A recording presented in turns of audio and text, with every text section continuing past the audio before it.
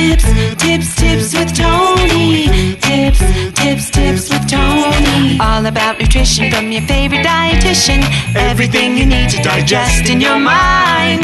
Tips with Tony. Tips with Tony. Making you healthier one bite at a time. With Tony. Woo. Hello and welcome to the Tips with Tony podcast. I'm Tony Marinucci, your registered dietitian, helping you get healthy one bite at a time. I'm super excited for you to hear this next interview because we actually have two people. They come as a team and they'll introduce themselves in a minute. But we have Hannah, who is a registered dietitian, and Tareq, who is in school and he'll tell you more about what he's learning in school, but he's going to teach us all about the brain and the way that we think. So I'm super excited about that. All right. So without further ado, Hannah and Tareq, welcome to the podcast. And maybe we'll go with ladies first.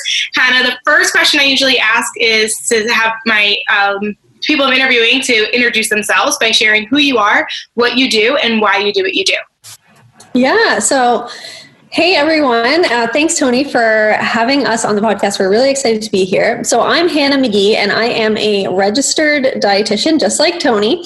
And I let me just say, I'm from Canada. Tareq and I both live on the east coast of Canada.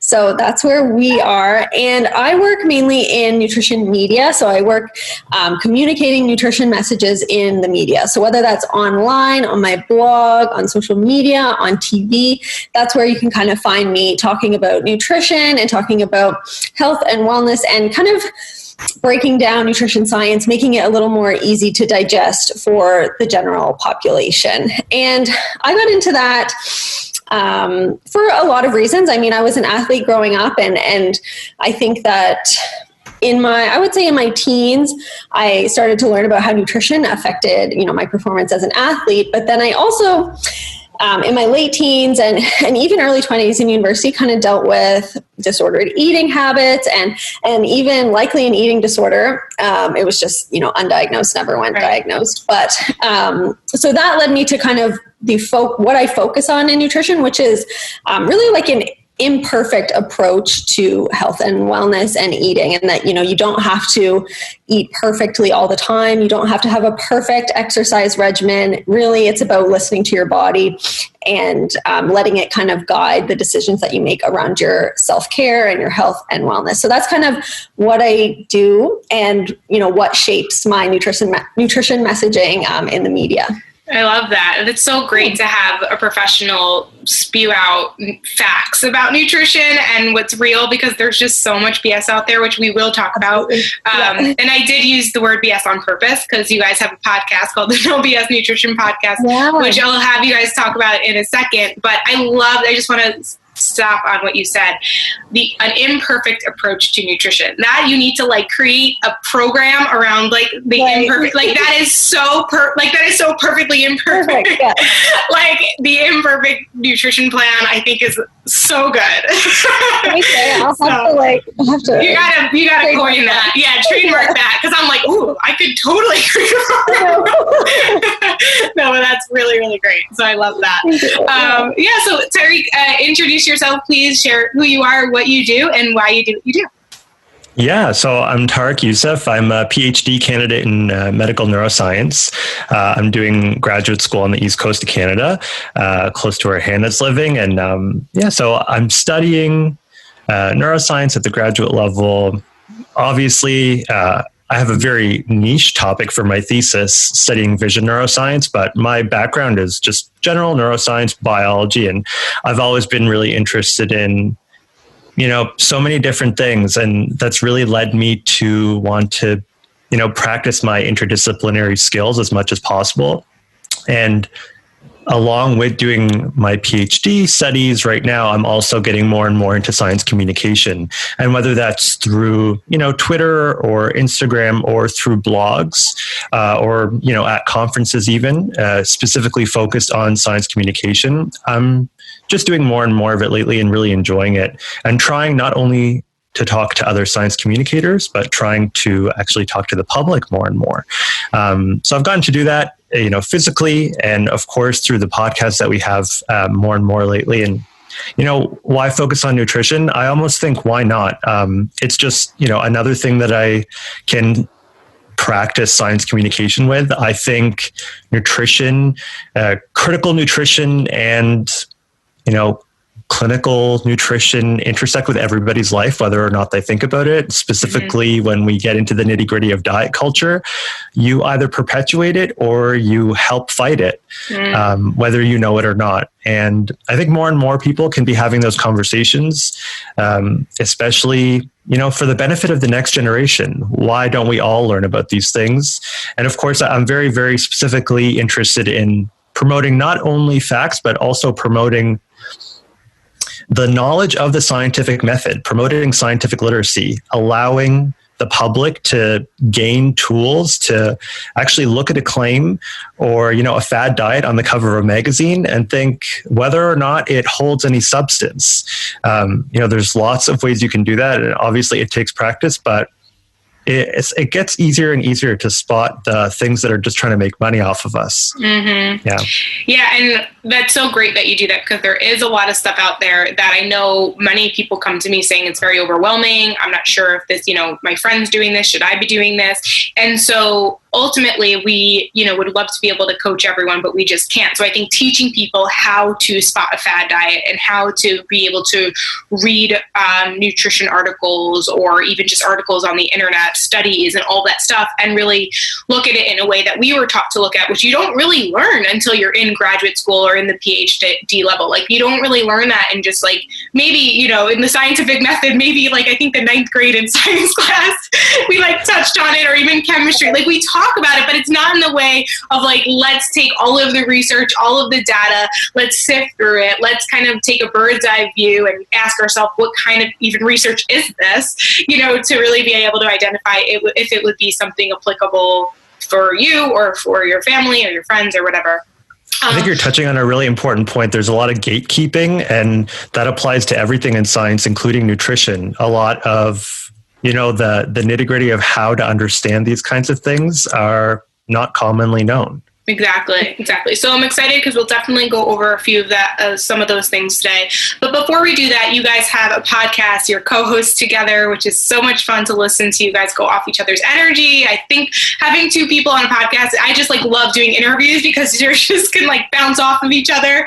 Otherwise, I'm like, okay, is anybody tired of hearing my voice right now? So I think it's really great. So I would love for you guys to maybe kind of share the name of the podcast, what made you decide to do it, and what someone can expect from listening to it, and maybe even why you created that. Yeah, do you want to go first, Hannah? Sure. So Tareq and I started our podcast. So we've been podcasting for, I guess, since the start of 2020. So 7 months now, almost 8. And we started the podcast, myself as a registered dietitian, obviously I have an interest in nutrition, and like I said, communicating nutrition messages to the general public. And Tareq and I are quite close. We have some like family connections, and so we spend a lot of time together. And it was last summer actually that we talked a lot about nutrition, just the two of us, because I'm a dietitian. Tareq would, bring up topics in nutrition or ask questions, and we'd be discussing it. And one day I said to Tareq, like, I'm looking for another way to kind of communicate my nutrition messages, and I want to call it No BS Nutrition. And I was like, I kind of want to do a podcast. And Tareq was like, I want to do a podcast because, and he'll tell you this, but like he said, he has that interest in science communication and communicating the research. And so we just like looked at each other and we were like, are we starting a podcast? and who hasn't said that? Like, I didn't think it would maybe materialize, but it did. You acted on it. Yeah. We did. We acted on it. We created the No BS Nutrition podcast, and it's been so much fun. I think, we've grown a good kind of body of listeners, and I guess we have a few different reasons that we we started it. I mean, like I said, the science communication and the nutrition communication, but then also like we also share a love of food and cooking. So we talk about that on the podcast as well. And then we also, tying into the kind of imperfect nutrition, imperfect wellness thing, we want to, separate nutrition fact from like nutrition BS and diet culture and pseudoscience and things like that, and really kind of elevate what really healthy living and wellness and nutrition means. Mm-hmm. And try to promote too that we always talk about this, that everybody is continuously on a journey and nobody is perfect, and this is a way for us to all learn together. Yeah. We talk about that a lot. Yeah. That we're all really like learning together. Yeah. Well, probably like even with you still being in school, Tareq, like your everything, I know when I've been podcasting for like 5 years. I was a co-host first before I had my own. And I just remember like every question that I got just made me a better RD. Like everything, it just like made me look back into the research more. And at that point, I think I wasn't RD. I wasn't in school anymore, but still, I just still felt like it's like, and what I think you guys learn as well is like what we learn in school is very science-based. So it's like, how can I communicate that to the public, which you're showing is like, that's the only time it's really going to be effective and it's going to matter. People have to understand what you're saying. Nobody cares about the fancy words we learn. Like nobody cares about like still don't even care what the Krebs cycle is or does or whatever. Like it doesn't matter how many times it was tried to be drilled into our head. Like when have I ever explained that to someone? Never. Right. Except when I tried to be cool when I was like in college, I thought like, oh, let me discuss this because I sound fancy because like I know fancy science terms. Like we need to be able to put it in like layman's terms for people. Exactly. I totally agree. And I like what you said also about using like podcasting as a way to become a better RD. And I think that's something both Tareq and I have found, like Tareq as a science communicator and me as both a science communicator and a registered dietitian. Like it has definitely made me, it just helped me learn. The last 7 months, I've learned so much about my communication skills, about certain topics in nutrition that I maybe had not, looked into as far as we did for the podcast and things like that. So it really is, not only are we helping the people listening learn, but we're learning ourselves too. So it's really nice. Yeah, totally. And I think, Tony, it's funny you bring up the Krebs cycle. That's such a funny example. Everyone uses it because it's like, it was the bane of our existence to try to learn that for whatever exam and remember the different steps. But I hope also like, as much as that stuff can be annoying, I hope we also help, I don't know, maybe empower people to think like, you know what, even if I don't know this, I'm going to look it up. I've now learned like I have the ability to like go find the answers if I'm not sure about something. I will go look it up and, I'll find a trusted source and I will see what they say about this, whatever it may be, and figure that out for myself. Because, like Hannah was saying, she's been picking up a lot of different things or a lot of different pieces of knowledge about areas of nutrition that she didn't know about before. And I'm doing that too with neuroscience and nutrition together. I've been learning so much just like researching these things because I'm intrinsically just interested in how the brain works. So I always kind of look at how the nutrition topics we're talking about every week, have to do with the central nervous system, with the brain, how it works, and with neurodegenerative diseases. And I'm always learning something new that way. So it kind of helps push me out of my own comfort zone too. And hopefully people feel like they can do that themselves.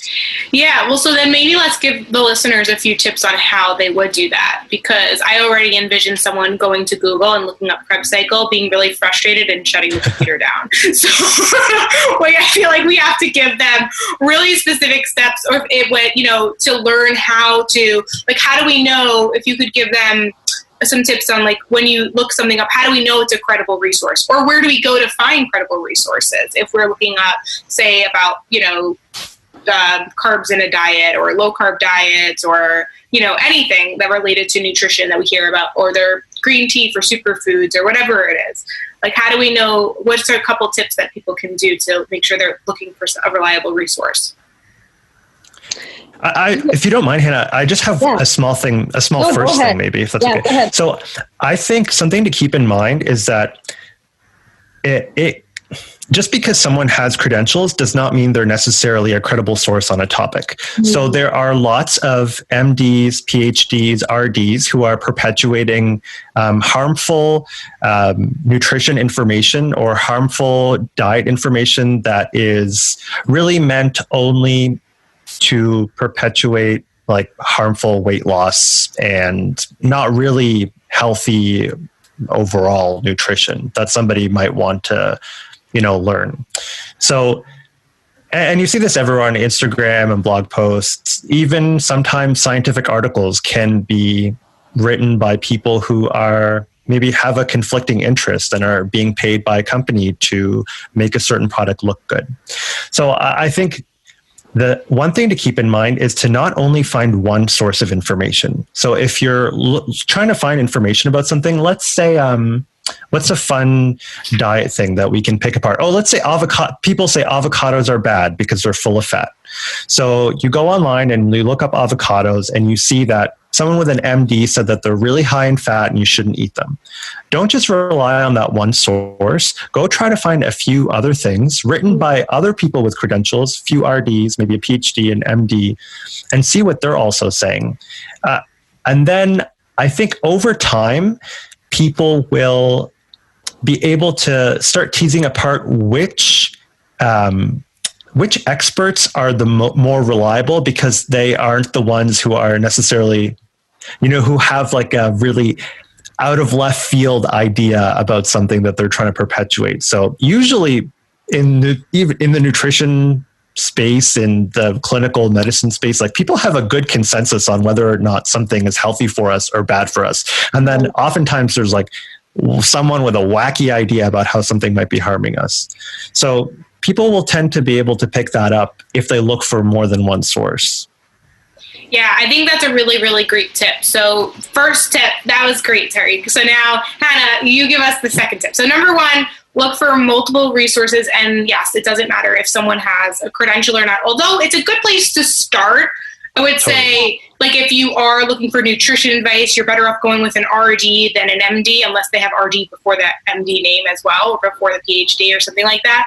Yeah. Same thing, like if I'm looking about like for like neuroscience, I would look for a PhD before an RD, so I think that helps sift through a little bit.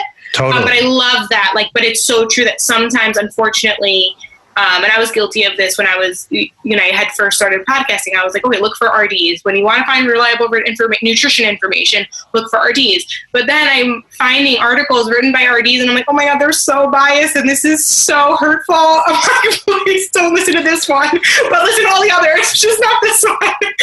But it's so true. It's so, so true. So I like that, getting like multiple kind of references before coming to a conclusion. Yeah, I agree. I do. It's challenging, right? Because the number one thing you want to say is like, look for someone with credentials. But like Tareq said, sometimes it's challenging because, those credentials might not be like someone might be speaking on something that's not really within their scope or within, their realm, but they have this MD in front of their name or even an RD. So it is challenging, but I think I would say, definitely, like if it's nutrition information, how do I want to say this? Like, yes, an RD, look for the RD next to the name rather than like just, an influencer or, a random person on the internet, but then kind of be critical about the information that even the RD is sharing. Are they, like Tareq said, like providing several sources when they're, making, or sharing their nutrition information or making claims about certain foods or things like that.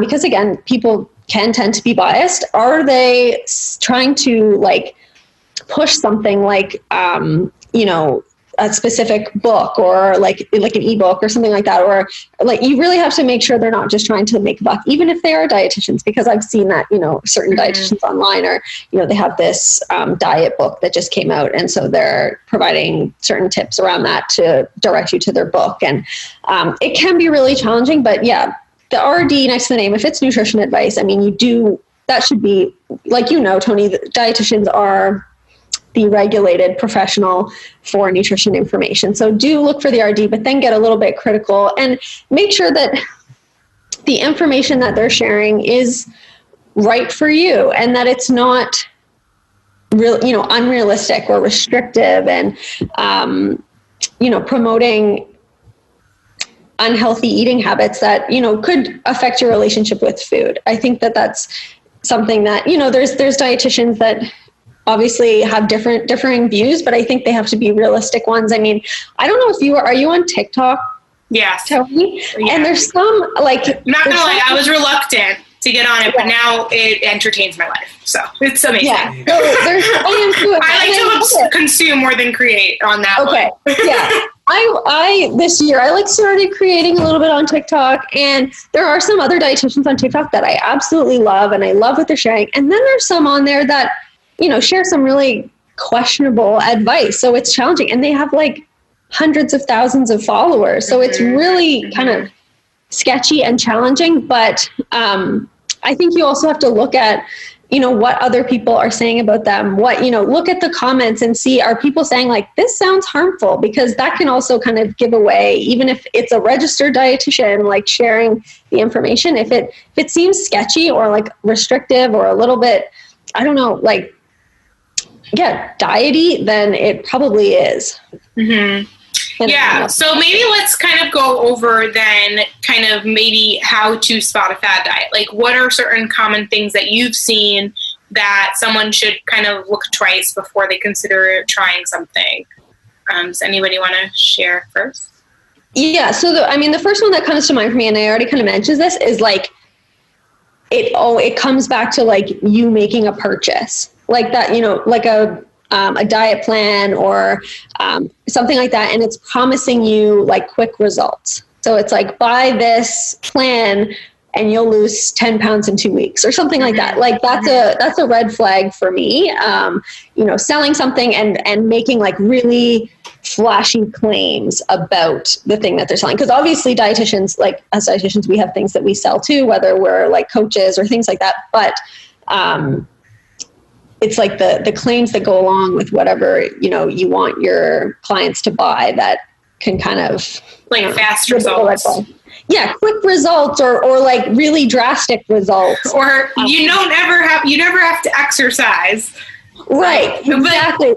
We've talked about that on our podcast. There's like certain diets that are like, lose weight while, what did it say? Like, don't exercise, lose weight while you're sitting on the beach. And it's like, well, yeah. And then there's literally, I'm just going to call it out, Optavia literally tells you, because it's a 1,200 calorie diet, they don't recommend exercise while you're on it. And like, and you're going to pass out because it's just not healthy. Because then you'll probably be hungry and and you won't be able to stick to 1,200 calories. Right. Like, exactly. So those are situations that it's like, if it's telling you to stay away, unless you have a medical condition that says you need to lay off exercise or you need to slow down, right? But like, exactly. If it's just telling you like, you don't have to exercise, like that's obviously not a total like wellness approach, right? It seems a little damaging. Exactly. Yeah, I think so. What do you think, Tareq? What other? I think a really easy way to spot a fad diet is if it's shaming something. Mm-hmm. If you feel shamed for consuming a certain food or a certain food group, obviously these people are trying to, sway you into following their path for whatever reason, whether it be to make a buck or whatever, like Hannah was saying. Yeah, if there's shame involved, it's probably not a healthy way to eat.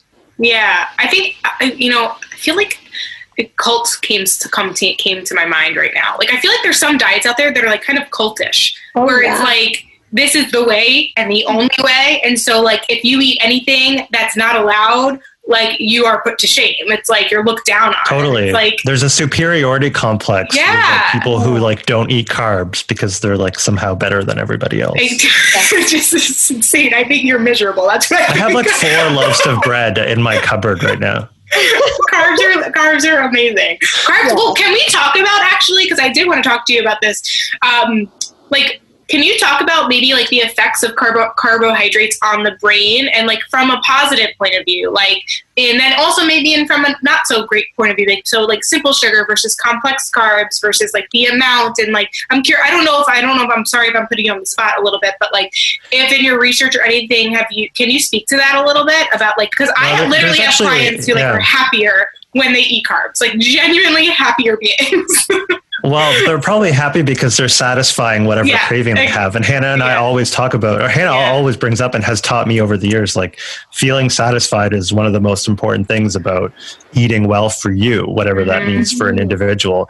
There's a diet called the Bread for Life diet, which is a really bad fad diet created by an RD, unfortunately, and sold as a book and a diet plan or whatever that asks people to eat a full loaf of bread every day because somehow that's going to spike their serotonin levels and decrease their hunger. Well, I think if you're eating a full loaf of bread, for sure, your hunger is going to be decreased because you're stuffed to the brim with bread. Whether or not it's a carb, eating that much of an amount of any food is probably going to fill you up, likely going to make you sick. But then there's this like really bad scientific claim that is attached to that. It has not been proven at all that your serotonin levels are going to spike and lead to any sort of sustained satisfaction or satiety. That's simply not true.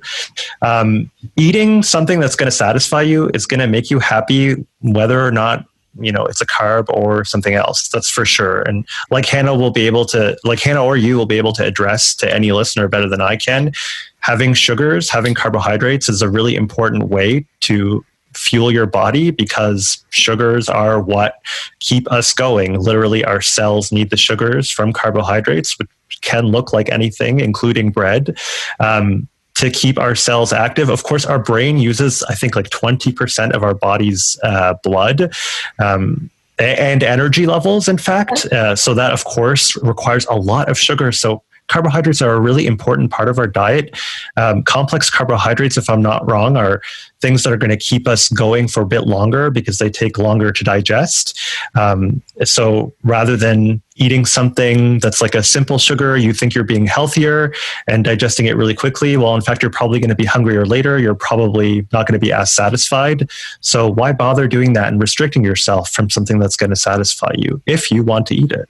Yeah, and carbs are like the preferred source of energy by the brain, right? So by eating carbs, you're literally providing your brain with what it wants. So of course you're going to feel more energized or happier or, et cetera. So we shouldn't try to just get our brain energy from ketones. We were saying we shouldn't do. Yeah, that's what I'm saying. I love talking to you guys. You're bringing out my little attitude. I'm not usually like this, but I just feel like I'm so snarky because it's just like so crazy when we actually talk about it. It's like, let's force our body to create ketones so we can use our brain source we have to work to get energy to fuel our brain. Like, why can't we just eat carbs in moderation? Why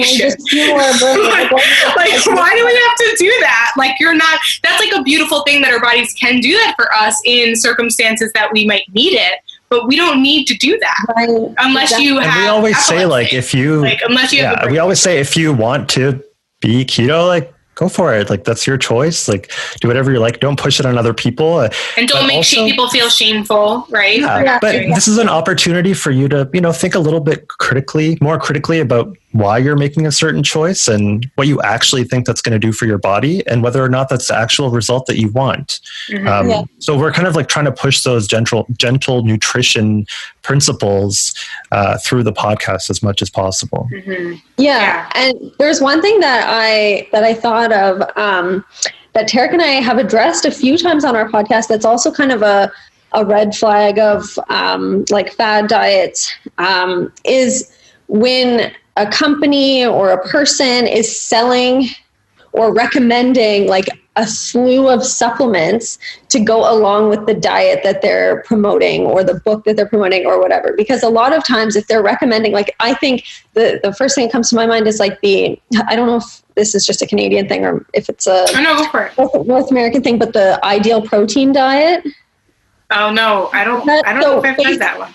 So it's just a really high But honestly, I've just like shut my ears off to all the BS. Like, I'm not going to lie. Like, I used to care and I used to like research and like, and I should care. I'm being such a brat right now, but like, I should care, but I was like, no, my message is my message and people I hope they just are listening to me and stop listening to that. But I would be interested in this thing. Yeah. So, I mean, it's totally BS, but it's basically a high protein diet, but you have to buy like a whole package and the package includes like the diet plan, but then it also includes like specific like food and like meals that are high in protein that you buy and like reheat, and supplements, like a ton of supplements. They're also, Hannah, they're also really low calorie meals, right? I've seen some of them and they're very small. I know I work with someone who. Oh, okay. Yeah. I mean, it's pretty popular here, but, and the thing is, like, it even says, like, I actually did a project on it, I think, in school. It was like, we were kind of like debunking certain fad diets in a class. And it said, like, on their website that, like, we recommend this, and this supplement to make sure that you get what you need while you're on this diet. So basically, like, because you're eating so little, like in terms of calories and carbs and food, they're recommending all these supplements to make up for what you're missing out on. Like, that is a huge red flag to me, because why not just use food to get what you need, to get the nutrients that you need, the minerals that you need, the vitamins that you need, like, and the calories that you need? Why do we have to rely on supplements if we could just eat healthy food? So that's a big red flag for me. Yeah, totally. So it's just calorie restriction at that point. And, again, like we always tell people, like, you're free to make your own decisions or things, but try to be a little bit more critical about why you're making those decisions. And we really try to promote as much as possible a non-weight loss approach to nutrition wellness, and really try to, put forward some real facts about what those kinds of different diets can do. I think we did a whole episode about intermittent fasting and calorie restrictive diets. And, the science just isn't on the side of these things. They're not sustainable in the long term. And aside from weight loss, there's a lot of claims that these diets these diets help with maybe cardiovascular disease or like insulin resistance, some other health problems. Yeah. But in fact, some recent meta-analyses that Hannah was talking about on a recent episode just don't agree with that claim. Yeah. It's not as beneficial as people might think, or not beneficial at all. Totally. Yeah. And I think, Tareq and I both get pretty like you were saying, like bratty or snarky sometimes on our podcast, because a lot of the time some of the stuff that we hear and that we discuss is just so out there. And as like a healthcare professional and a science communicator, like, these things are so just crazy to us. But we do also like try to reiterate, like, we're just trying to spread messages and educate people. We're not trying to judge people right. And we do say, like, if you want to lose weight, like, that's fine, but here's like the statistics, or here is, or I don't know. I just lost my train of thought. No, I mean, you're totally right here. Like, and ask yourself questions like, why do you want to lose this weight? Is it because, you're shaming yourself? Are you actually happy? Are you living a really well-rounded lifestyle? Are you exercising regularly and eating? Do you really need to change anything about that? Can you just enjoy the life you're having now? Mm-hmm. Or do you maybe need to make some, general changes to your nutrition because you're not eating in as healthy of a way as you think you could be, for whatever that means for you? These are all questions we can ask ourselves. Totally. Yeah. It all comes back to being introspective, right? Deciding what, when gathering all the data and understanding why you're doing it. Because very often, like, yeah, you're right. Like the why is weight loss, but like really, if you get deeper than that, that's not the why. Like the why is like either societal pressures or body image or acceptance, or it could be health related. But like, if you could be healthy and have energy, and it didn't matter the body size, like, is it really the weight, or is it the fact that you just want to have more energy? And that can be through just eating well and moving your body. And it doesn't necessarily mean you need to lose weight to feel that good. It really doesn't. It might be a byproduct, but it might not be. And so that's where it's like understanding why you're doing it is going to be the driving force. This other reason why people don't usually stick to things, because they forgot why they started in the first place. And when things don't go as well as promised by these fad diets, they basically get frustrated and throw in the towel rather than like pausing and reflecting and looking at that as feedback and asking like, why didn't that work? Was it? And very often, I feel like we just need to shout this out. Like, you are not broken and you are not the reason it didn't work. Like, the diet failed you, you did not fail the diet, right? So like, we need to just remind people that if you're going to choose to do a diet, that it's totally okay. It's just make sure that you're aware that it's probably, you might learn some things, you'll probably pick up some pieces to the puzzle a little bit, but it's not going to be the end all be all. Even if you work with a qualified nutrition professional, even like people who worked with me and we really are working on like lifestyle factors and changes, like I'm teaching them ways to help themselves, because 20 years from now, if I'm working with someone who's 25, they're going to have a different body when they're 45. Like, it's not going to be the same, but they're going to be able to know small things that they can do and they can adapt. And as long as they had a clear understanding of why they started and why it's important to them, then it'll be a lot easier to get back on track rather than these all or nothing kind of things that people just live in the most of their lives. Yeah. And I think what, like Tareq said this already, but like everyone's on their unique journey, and we're just here to kind of like provide information and support people on their journey. And like, cause even both like myself and Tareq, like we've had our own, like dieting journeys and issues with food and things like that. So, you can't just look at someone that wants to lose weight and say like, oh, like, attempts at weight loss, don't, you shouldn't do that or whatever. Because a lot of times people kind of have to make their way to, more gentle nutrition and looking at their lifestyle as a whole, rather than like a fad diet here and there. They have to kind of come to that themselves. And I think you actually said that when you came on our podcast, Tony, when you said like similar to, I forget what you said, but you said like something like you don't want someone to not fall. Like, so you don't want you don't want to rob them of their experience. Right. Like, so it's like we can, like, that's the thing, like, we're trying to protect you. We're like parents, right? We're like trying to tell you, like, don't do this, it's not going to end well. Don't date this person, they're not right for you. Don't take that job. But like, at the end of the day, sometimes we need to do those things because they are, for you guys and for me personally too, like having disordered eating as a child and struggling with my body image is why I'm able to do what I'm doing today. It's actually the most beautiful thing, right? Yeah. Like, and so that's where it's like but there's a difference between like falling and then like falling, doing the same thing multiple times and like having the warnings and learning and then like still not taking the advice. That's where I think we're dietitians, like we have to like, and I talk about this a lot, like we have to just provide the information and like provide what's supported by science and research and give that to the clients or give that to the followers or whoever is listening. And then you have to kind of let them make their own decisions, but just support them as best as you can. So, someone might come to you saying, I want to try intermittent fasting. And you say like, okay, well, here's the research, it really doesn't differ that much in terms of outcomes compared to just like cutting calories. So like you can kind of make your decision there, or like you can say, the research doesn't show that it's like all that sustainable or et cetera. And then they can kind of make their decision from there. And then you can either, choose to like continue to support them if they're going to try intuitive eating, intermittent fasting and just help them like make it as healthy as possible. Or you can like refer them out to someone who might be able to help them a little better with what they want. Because it's like person-centered and client-centered care, right? You really have to go with where they're at and what they want and just support them as best as you can. Awesome. Yeah, this has been so great. Is there anything else that you guys want to add or share before we let people know where they can find you?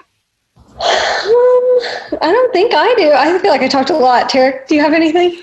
I would just say like the nutrition is a space where knowledge is power. And I really admire Hannah so much because I love how much she's taught me over the years. And I love getting to share that with people. And I think my favorite principle of the intuitive eating principles is gentle nutrition because, we can all just learn a little bit every day. And that's going to add up. We don't have to have all the answers right away. But, even just like listening to a podcast like this is like gentle nutrition. Like people are learning a little bit, hopefully, and they can keep that with them.